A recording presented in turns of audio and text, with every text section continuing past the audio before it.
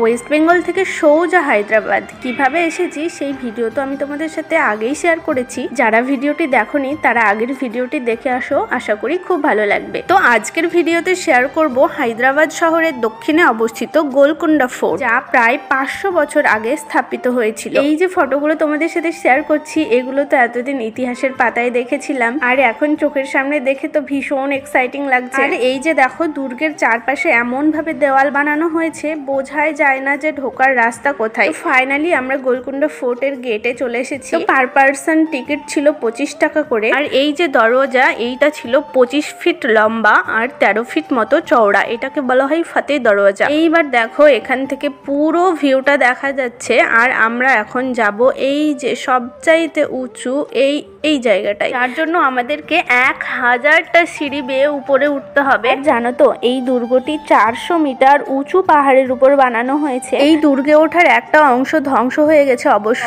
ভগ্নস্তূপের মধ্যে টিকে রয়েছে রানীমহল, কারাগার, মসজিদ, মন্দির, বিশাল একটা চৌবাচ্চাও আছে। এছাড়া এখানে প্রায় 8টি বড় দরজা আর 87টি বুরুজ আছে। অনেক সুড়ঙ্গ পথও ছিল।